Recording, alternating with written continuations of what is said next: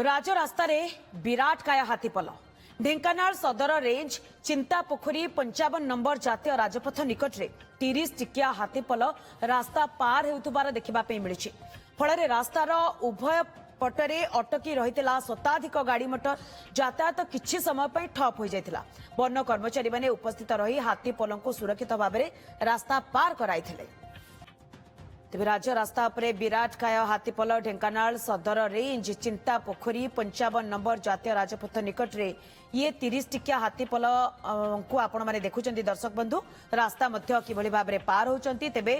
हाथीपल को देखिबा परे रास्तार उभय पार्श्व रे शताधिक गाड़ी मोटर अटकी रहितला किंतु वन कर्मचारी माने उपस्थित बुद्धि खर्च करी हाथी मानकु रास्ता पार कराइथिले। एहा द्वारा लोक माने भी वर्तमान सुरक्षित अछंती। राजश्री शतपथी आम प्रतिनिधि आम सहित जोड़ी फोन लाइन रे अधिक अपडेट पाई। राजश्री राज रास्ता उपरे 30 टिकिया हाथीपल एते हाथीपल को देखी हठात जो लोक माने रहिथिबे से माने तो निहाती भाबरे आश्चर्य हो जाइथिबे एवं छानिया भी होइथिबे तो एहारी भितरे वन विभाग रो कर्मचारी माने हठात एक खबर पाई किभली भाबरे सेठा को आसिले एवं सुरक्षित भाबरे हाथीपल को रास्ता पार कराइले।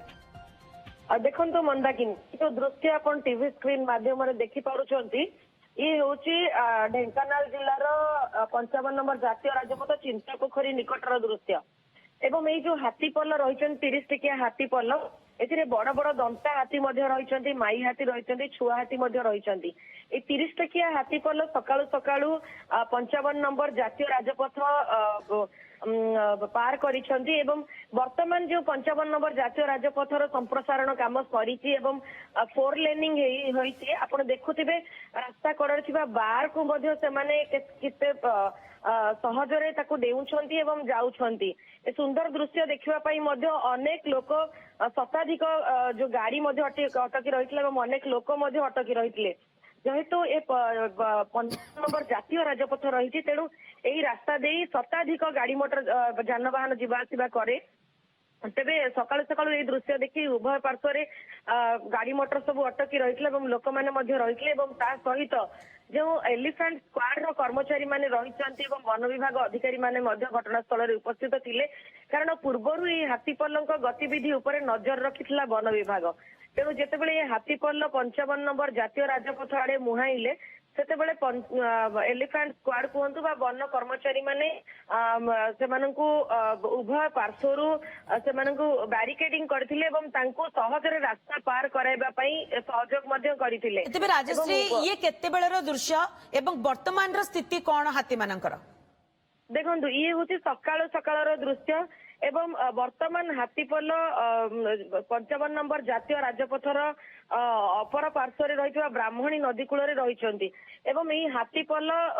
55 नंबर जातीय राजपथ पार हेबा परे ब्राह्मणी नदी कूल को पानी पीवा पई जाइथिबा वन विभाग पक्षरु सूचना दिया जाइछि। तेबे राजश्री टिके निहाती भाबरे आपण ठारो जानिया पे चाहिबी जेतेबेले हाथीपल रास्ता पार करुथिले तांकर हावभाव केमती रहितला वन विभाग माने केमिति तांको एस्कॉर्ट करिथिले बा केमिति तांको जगिथिले जा फळे के हाथी माने जो लोक माने रहिचंती रास्तार उभय पार्श्व रे सेमानको अटैक करि नथिले सीधा सळक आमे देखु जे दृश्य खूब सुंदर भाबरे सेमाने रास्ता पार करि चली जाउछंती।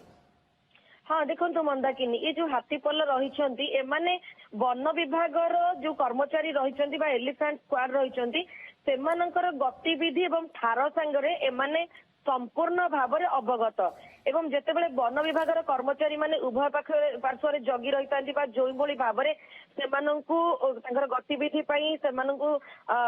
प्रॉम्प्ट देइथांती से हिसाब रे हाथी माने सेही रास्ता रे ही